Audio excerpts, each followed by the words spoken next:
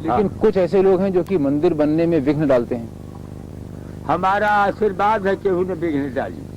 हाँ बाबा जी, आज एकाएक ये देखने में आ रहा है कि बहुत से लोग राम जन्मभूमि मंदिर बनने के लिए अपना योगदान देने को तैयार हो गए हैं। हाँ लेकिन ये एकाएक देखने में आ रहा है, इस बीच में कई साल से ऐसी बात नहीं थी, तो एकाएक ये कैसे हुआ, क्या बात है?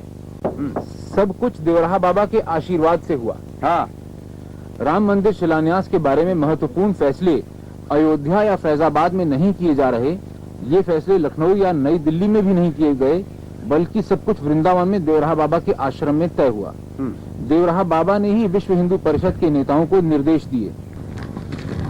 अब आप बताइए कि क्या है बात। बताइए। हाँ, तो आप बताएं कि क्या बात सही है। यानी हमारा आशीर्वाद है, और क्या बताइए कि कौन कौन आपसे मिलने आए, फिर आपने क्या क्या कहा, ये कुछ बताइए। हमारे यहाँ मिलने वाले की गिनती नहीं है।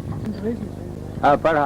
अच्छा, नहीं पढ़ भाई। श्री राम जन्मभूमि की आंधी न रुके, भक्त तो प्रसन्न होंगे, और इसमें हमारे मुंह से सुनेंगे तो वो बात नहीं होगी। हमारा आशीर्वाद मंदिर भगवान का बनेगा अयोध्या में। हाँ आशीर्वाद, भगवान का मंदिर अयोध्या में बनेगा, हमारा आशीर्वाद है, इसमें कोई संदेह नहीं। एक छोटे से छोटे प्राणी से लेकर बड़ी से बड़ी पदवी प्राप्त मानवों से श्री देवराहा बाबा एक ही आज्ञा करते, बच्चा भगवान को भूलो नहीं, भगवान का नाम जाप करते रहो। ब्रह्मऋषि देवराहा बाबा अपने उपदेश में कहते, आराध्य देव श्री राम की जन्मभूमि अयोध्या को फिर से राममय करने से भारतीय संस्कृति का पुनर्जागरण होगा। श्री राम भारतीय संस्कृति के प्राण हैं। आसुरी वृत्ति से मुक्ति दिलाने के लिए, धर्म की रक्षा करने के लिए, देश में शांति एवं समृद्धि लाने के लिए श्री राम की महत्ता सबको समझनी होगी। भगवान श्री राम के बिना किसी का कल्याण नहीं। श्री राम को केवल दशरथ का पुत्र और अयोध्या का राजा ही नहीं समझना चाहिए, वे सनातन विष्णु के अवतार थे। श्री राम वो ज्योति हैं जिससे देश के हर प्राणी की आत्मा प्रकाशित है। प्रत्येक जाति एवं धर्म पर आस्था रखने वालों के अंदर श्री राम ही विराजमान हैं। सभी के अंदर श्री राम की ज्योति ही जल रही है। विश्व हिंदू परिषद अथवा संत समाज जो भी राम जन्मभूमि के काम में लगा हुआ है, उस पर मेरी असीम कृपा एवं आशीर्वाद है। वह सब मेरी प्यारी आत्मा है। विश्व हिंदू परिषद मेरे ही आदेश से राम जन्मभूमि का काम कर रहा है। यह शास्त्र सम्मत है कि श्री राम अवतारी पुरुष सनातन विष्णु के अवतार हुए, जो अयोध्या के राजा और श्री दशरथ जी महाराज के पुत्र थे। इसे किसी प्रकार से नकारा नहीं जा सकता। राम जन्मभूमि राम की है और वह राम की ही होकर रहेगी।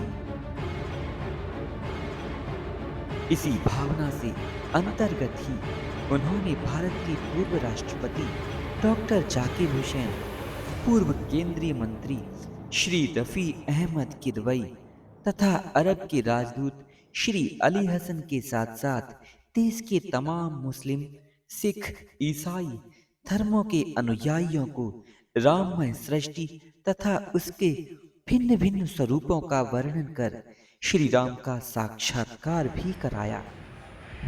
ब्रह्मऋषि श्री देवराहा बाबा कहते, बच्चा श्री राम सभी धर्मों की आत्मा हैं, इसीलिए किसी को भी आपस में द्वेष नहीं करना चाहिए, क्योंकि सारे धर्म राम में ही समाये हुए हैं।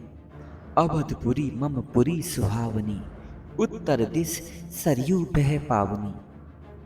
आज भी अयोध्या में सरयू नदी उत्तर दिशा में ही बह रही है। आगे भगवान राम कहते हैं, अति प्रिय मोय यहाँ के वासी, मम धामता पुरी सुख राशि। यहाँ के रहने वाले लोग भगवान को अत्यंत प्रिय हैं। वैसे भगवान के भक्त जो अयोध्या में रहते हैं या भारत या संसार के किसी भी कोने में, उनके हृदय में उनके प्यारे प्रभु सदा ही विराजते हैं। श्री देवरा बाबा कहते, बच्चा जहाँ जहाँ राम का नाम लिया जाएगा वहाँ वहाँ मैं अवश्य उपस्थित होऊंगा।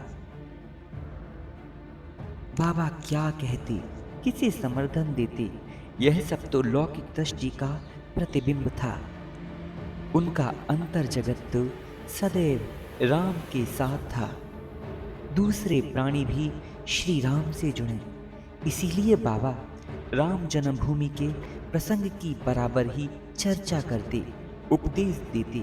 प्रधानमंत्री से लेकर एक छोटे व्यक्ति तक बाबा श्री राम की आराधना करने की ही आज्ञा देते। राम की जन्मभूमि को राममय करने की बात कहते थे। बाबा की दृष्टि से श्री राम सिर्फ एक राजा नहीं, सनातन विष्णु के अवतार थे। आसुरी वृत्ति के जनक रावण तथा उसके वंशजों का विनाश करने के लिए श्री विष्णु ही देवताओं की प्रार्थना पर धरती पर अवतार लिए और उसके लिए चुना अयोध्या को। श्री राम परम प्रचंड अग्नि स्वरूप महा तेजस्वी थे, फिर भी मनुष्यों की सी साधारण लीला वे करते थे।